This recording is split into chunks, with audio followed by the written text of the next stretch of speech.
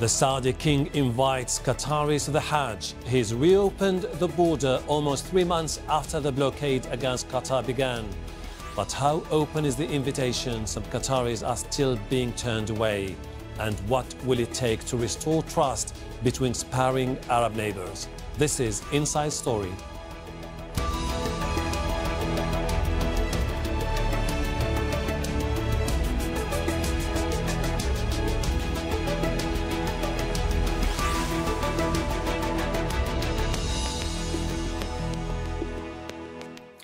I'm Hashem Ahelbarra. Welcome to the program. The day after the US described the Gulf crisis as being at a stalemate, Saudi Arabia has reopened its border for Qatari pilgrims to attend the Hajj. Qatar's foreign minister welcomed the move, even if, as he put it, it was a politically motivated decision. Sheikh Mohammed bin Abdul Rahman Al Thani wants a full lifting of the political and economic blockade imposed by Saudi Arabia, the United Arab Emirates, Bahrain and Egypt. We have lots to talk about, but first Mohammed Val reports from the Qatar-Saudi border.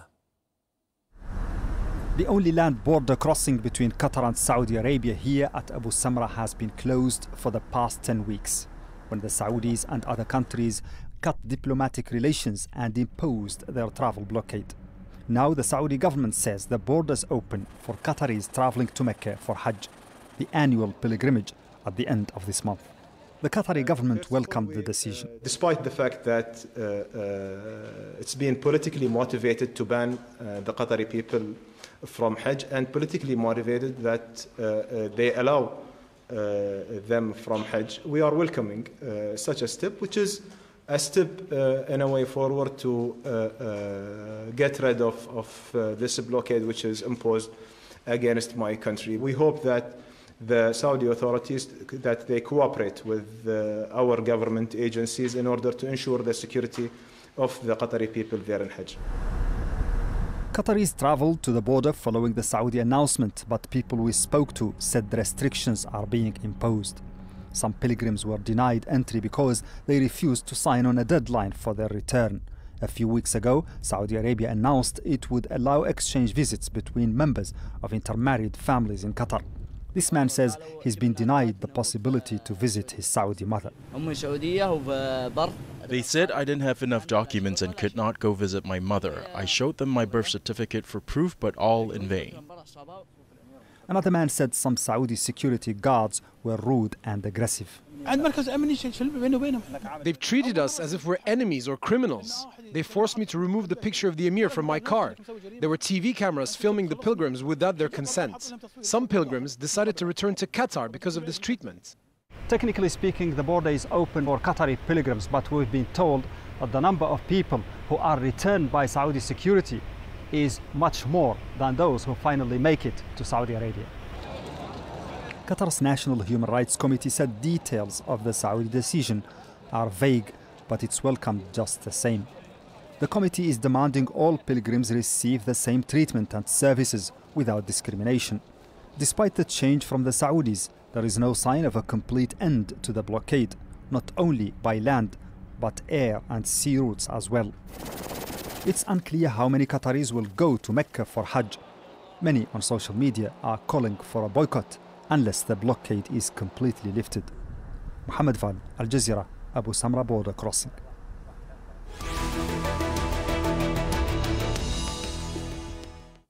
Welcome to our guests. Joining me in Doha, Ibrahim Fraihat, Associate Professor at the Doha Institute, who specializes in conflict resolution and humanitarian studies. Via Skype from Malmö, Sweden, Maysam Behravesh, visiting research fellow at the Center for Middle Eastern Studies at Lund University.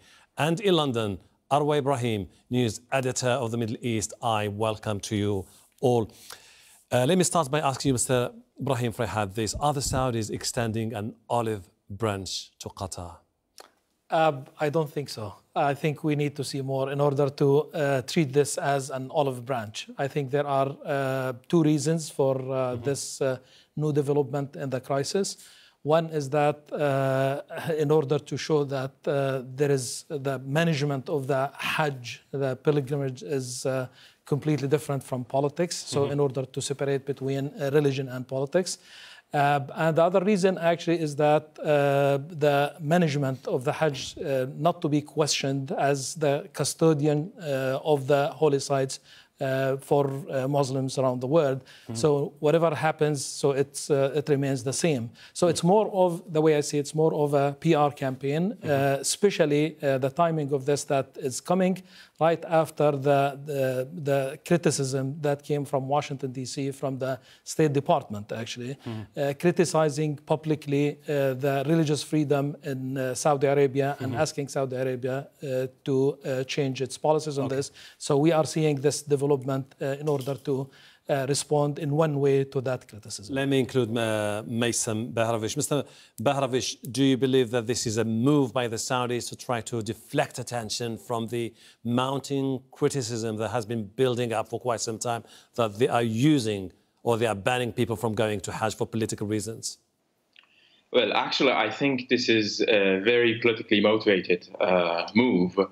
And I see it as part of the Saudi campaign for Qatari hearts and minds. I think they are trying to show that they are distinguishing between the Qataris and Qatari nationals on the one hand, and the Qatari government on the other. So they are tough towards the Qatari government, but very soft and kind of embracing of the Qatari people. And in fact, I think King Salman is basically playing the role of a kind of strongman here, trying to drive a wedge in the so-called state-nation relations in Qatar. So I believe this is a positive step, and as a tactical positive step. But then I think it's being carried out with ulterior motives. And that's mostly because they have been now for a while, because the crisis has reached a stalemate and they are starting to feel desperate, like what to do, how to get out or how to move forward. Arwa, there's been this stalemate for quite some time, and suddenly the Saudis said, you know what, we'll allow Qataris into the country to perform the pilgrims. Is it a change of heart or just a tactical move? So I do believe that it's, as we've seen since the blockade was imposed on Qatar in early June, Qatar hasn't stepped down, it hasn't acquiesced to the demands that have been made by Saudi Arabia and its allies. What we can see from this move that Saudi Arabia has taken in order to allow Qataris to come to Saudi Arabia for the Hajj pilgrimage is that it is some sort of goodwill gesture, but it doesn't necessarily mean that the blockade that has been imposed has come to an end or that relations will go back to normal. The Hajj pilgrimage is quite a sensitive issue. It does reflect on religious freedoms and the fact that the Hajj is an important ritual for all Muslims, that every Muslim who is able-bodied is required to perform the Hajj. It would be a very difficult thing for Saudi Arabia, despite all the surrounding environment that has been happening with the crisis, for it to say that Qataris wouldn't be allowed to come. That would be maybe a step too far for Saudi Arabia to take. You seem to be all very cautious when it comes to what's next and the very reason behind the allowing pilgrims in. But why can't we see this as a first step towards normalizing relations between all the parties in this conflict? Mr. Fraihat. Well, for several reasons. One is that it was done completely outside government relations. So it was done on their own in order to... But isn't this the way things are performed in this part of the world? But it's completely separate from the political development of the crisis. And actually, there was just talks before, like a month ago, of imposing certain restrictions on this. Actually, the main reason is that not allowing the pilgrims to come to the Hajj would be severely damaging to the reputation of Saudi Arabia and the management of the holy sites.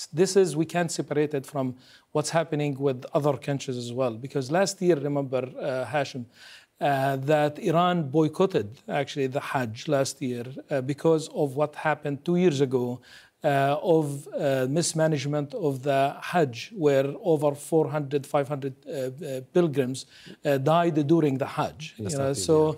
In order to link this to politics again, I think it would add more frustration and it would cause further damage to the management of Saudi Arabia of the Hajj. And in addition, to respond to your question, in order to treat this as a political development or a gesture, we have to look at other supporting indicators. We haven't seen any of that. We are seeing actually more restrictions imposed and imposition of all other or escalation on the political level.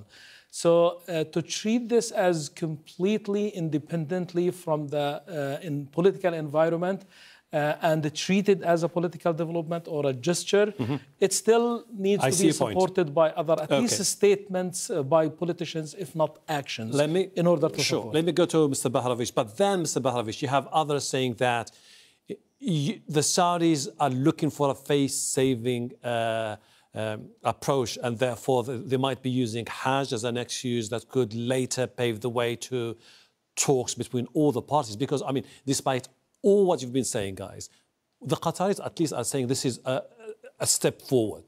But many things need to be done in the future. What do you think, Mr. Behravesh? Well, I think, I hope this is a positive step forward towards the resolution of the crisis, but the evidence at hand that would basically point to that kind of conclusion is inadequate.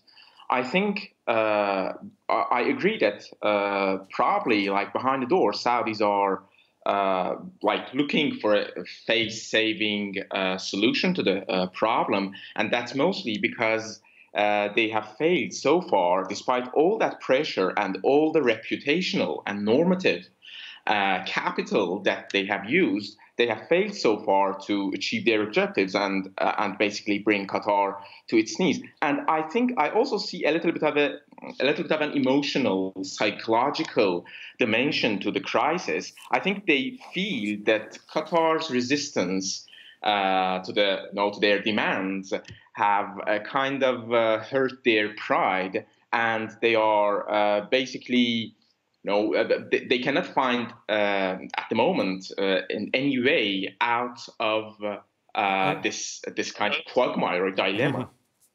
Arwa, you've been writing extensively at Middle East Eye about Saudi Arabia seeking a way out of the crisis in Yemen, Saudi asking the Iraqis to mediate with the Iranians. Isn't this an indication that could perhaps tell us that the Saudis are just tired of being bogged down in another political conflict that could have far-reaching consequences on their stability in the future?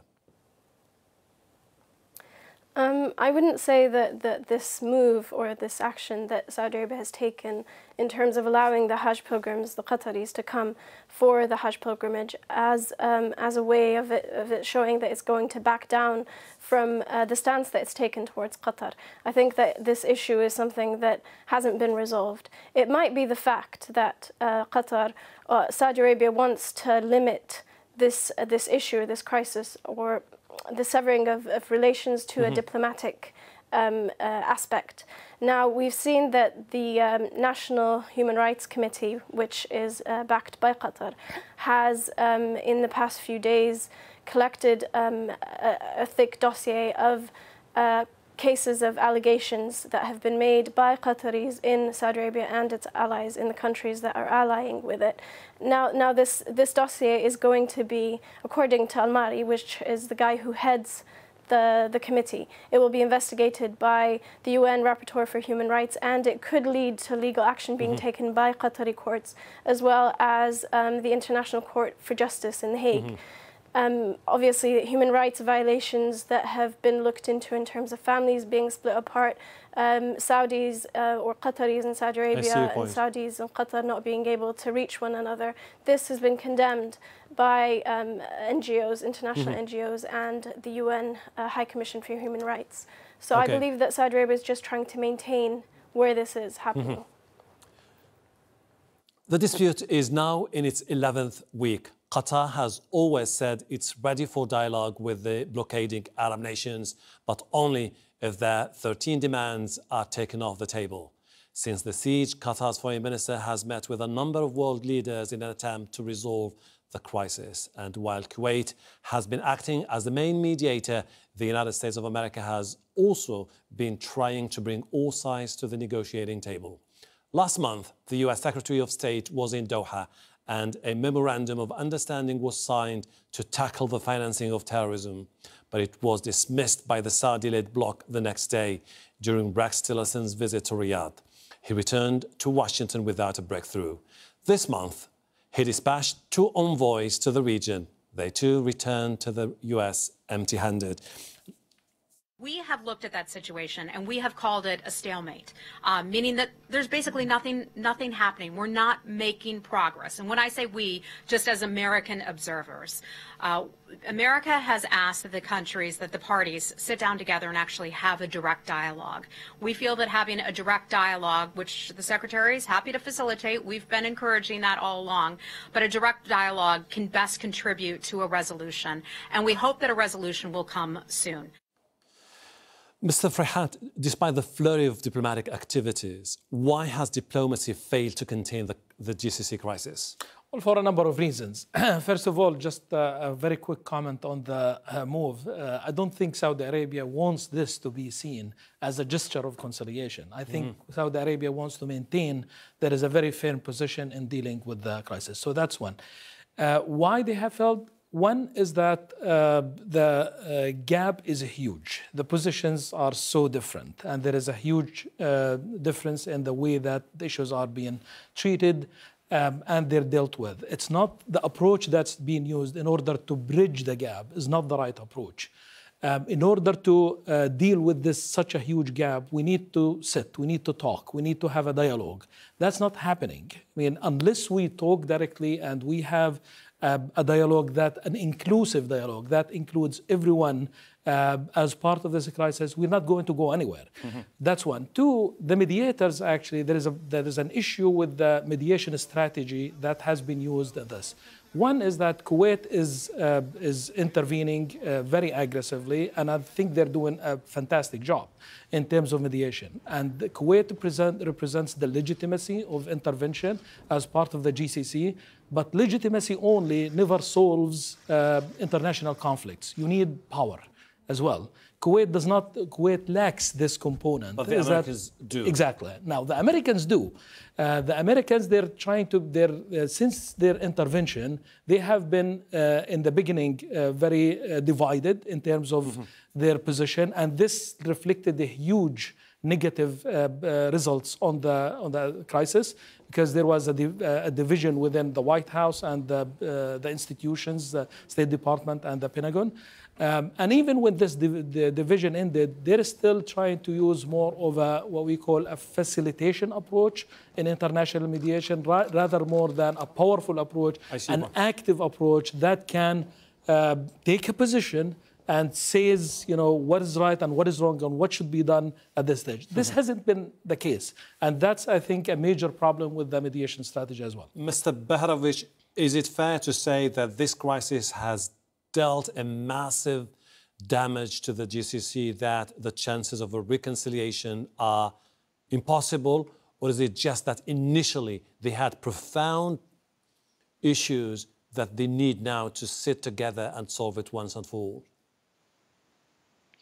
Well, I mean, I think it has definitely done a great deal of damage to GCC, not only GCC, and particularly Saudi Arabia as basically the head of, or like the leader of that body, and mostly because the step that these four countries or the blocking countries took was a strategic miscalculation in the first place, and now that it's not, it has not yielded any dividend and not achieved its objectives. They are starting to kind of feel confused or doubt if this is gonna get anywhere. And I think part of this stalemate, the reason it has reached a stalemate goes back to the kind of patriarchal obstinacy that you have been seeing recently, and even longer than that, in the Saudi foreign policy culture. Like, look at how they are treating Yemen. Look at how they are their approach towards Iran, or and most recently Qatar. I think there is a big element of patriarchal masculinist obstinacy that is basically driving this stalemate. Okay, Arwa, what if the crisis drags on? Could we possibly see a political realignment in the region? We've already been seeing very interesting changes that have been happening in the region. We've seen that despite Saudi Arabia alleging that Qatar is backing Iran and the Houthis in Yemen, we've seen that someone such as Muqtada al-Sadr, the well-known Iraqi Shia cleric, has made a rare visit to Saudi Arabia, where he met with the Saudi Crown Prince, and there have been many changes that have happened. We've seen there is some cozying up and changing of alliances. We've seen as well reports that have come out recently that Saudi Arabia wants out of Yemen. All of these things are tied to one another. Whether or not the crisis will be resolved, it doesn't seem like it's happening soon. But there definitely is a reflection that people need to see in terms of where alliances are forming and that they're changing. Whether or not they're well thought out, that's a different question.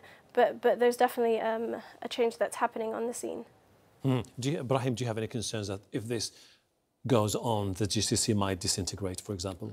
Well, that's it's very concerning, of course. I mean, there are already signs of this being split. I mean, the GCC is taking like one part is Saudi Arabia, United Arab Emirates and Bahrain, and Kuwait, Qatar and Oman is on the other side. So if this continues, I think there is a very strong possibility that the GCC will cease to exist, and then we're talking about a whole different formulation of political alliances in the region. Behravesh, because the challenges are huge in the region, instability could further spread in the region. Do you think that ultimately the Americans will have to step in and ask all the parties to engage and find a solution to the crisis? Well, I think a kind of solution that would be acceptable to Saudi Arabia would be a U.S. diplomatic intervention, or a kind of actor that Saudis look up to or basically fear. And I don't think that would be any of the regional governments like Kuwait. But I do believe that if Americans, if the Trump administration starts taking a strong line on Saudi and basically pressures it to compromise a little bit in their demands, then we might start seeing an opening in the crisis. But until and unless we reach that point, I don't think. Yes. You remain still skeptical about the possibility of a solution. This is going to be my last question for Arwa. Arwa, Qatar's foreign minister said a lot of time is needed to build trust in the Gulf region. Can we interpret this as a sign that this crisis could take years? Possibly so. I think the damage that has been done, as the other guests have mentioned, has been quite severe. And I think that the biggest issue here is that Saudi Arabia is trying to continue to be, or at least seem to be, the main power in the region, and it does not want to share that position with any other country, specifically Qatar, because it's had its different positions on things and different policies. It seems that maybe the people, the families, because the GCC at the end of the day is one big family. People may try and find a way to overcome this situation, but whether or not on a government and diplomatic level this will be resolved soon, it doesn't seem that it will be. Thanks to all our guests, Ibrahim, Fraihat, Maysam, Behravesh and Arwa Ibrahim, and thank you too for watching. You can see the program again anytime by visiting our website aljazeera.com, and for further discussion go to our Facebook page, that's facebook.com/AJ Inside Story. You can also join the conversation on Twitter. Our handle is @AJ Inside Story. From me, Hashem Ahelbarra, and the whole team here, bye for now.